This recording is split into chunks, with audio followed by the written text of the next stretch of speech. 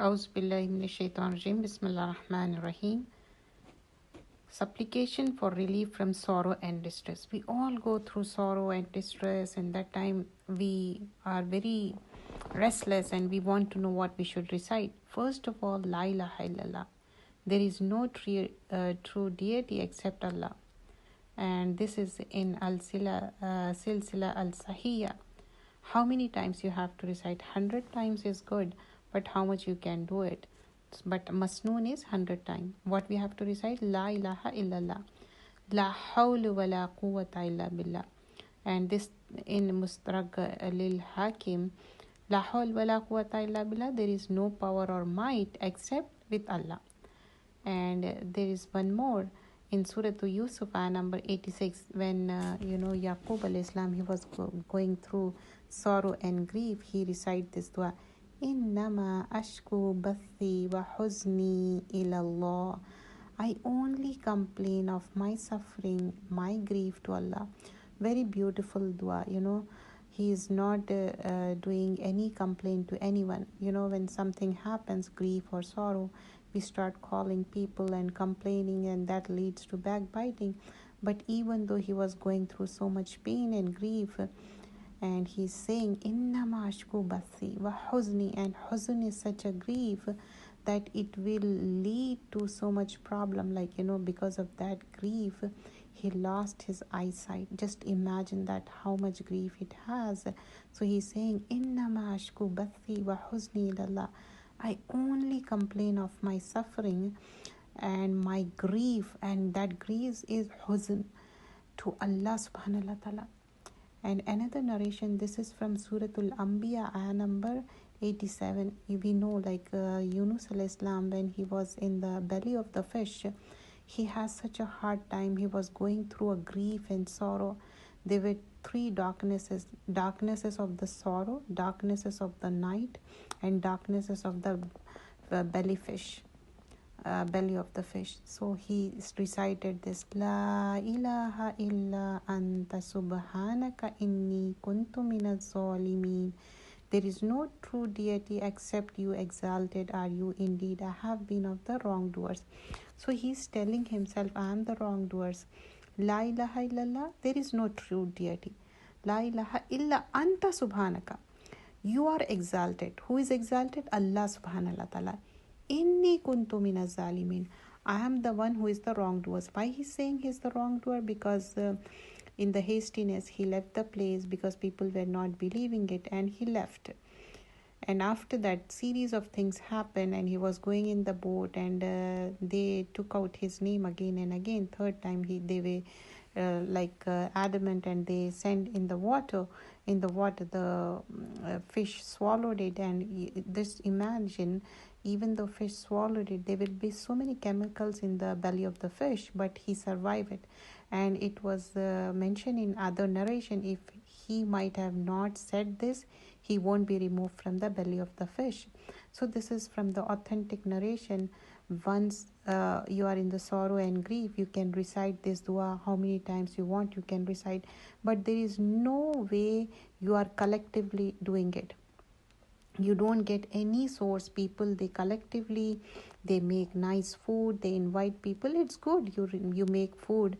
And one of the aspect of people of going to Jannah is giving them nice feast, and treating them people nicely, and by inviting them for the food.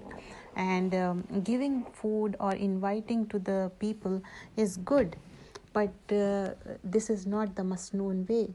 Like what happened, people, they collectively gather and they recite this dua. The person who is going through grief and sorrow, they will be busy in cooking the food. They will get the reward for cooking the food and making them eat. But what about the problems and sorrow? You have to recite yourself. Okay? Whoever recites, their problems will be removed. No matter where you are, recite it. La ilaha illa anta subhanaka inni kuntu minaz zalimin.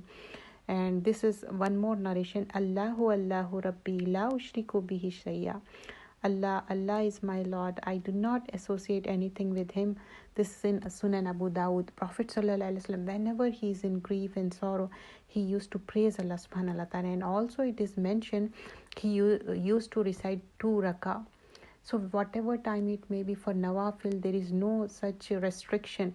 You can recite Nawafil anytime you want, anywhere you want.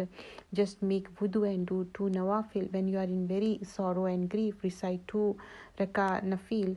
And you can use these words of Allah. Allahu Allahu Rabbi la ushriku bihi shay'a. We are praising Allah subhanahu wa ta'ala and do not associate anything with him. And Allah, what he hates most is shirk, and we are abandoning the shirk. And this is in Sunan Abu Dawud.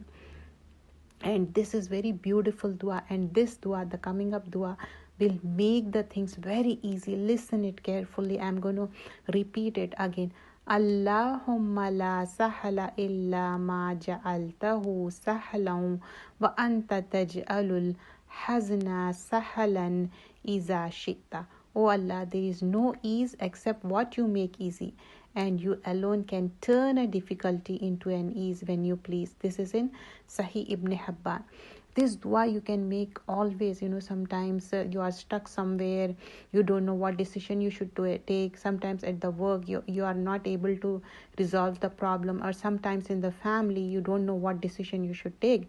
Make this dua. What we are saying, Allahumma, oh Allah, la, not sahla, you make. Sahal is making easy, illa, except, ma ja'altahu, what you accept when you make easy, sahlan, whatever you can only make the things easy.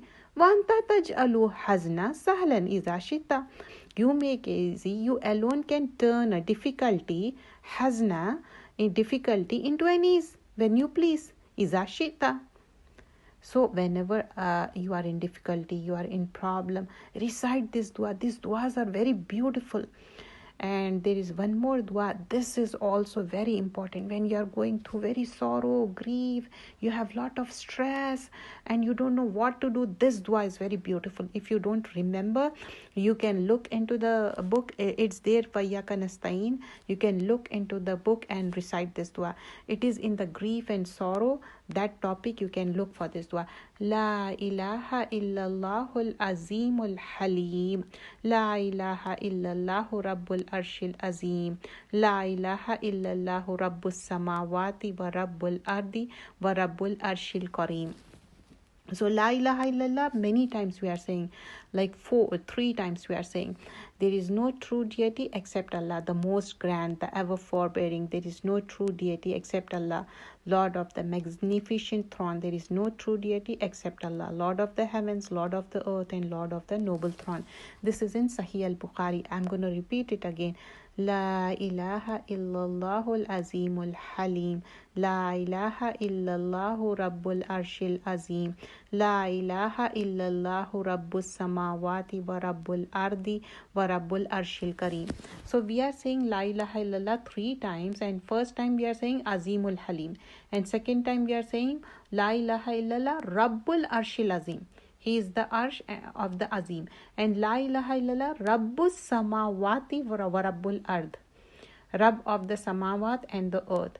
And then we are saying rabbul arshil kareem.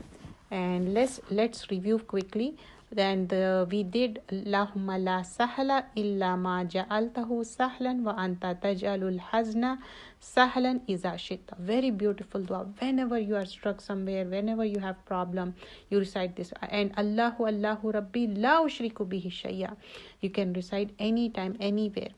And la ilaha illa anta subhanaka inni kuntum minaz zalimin.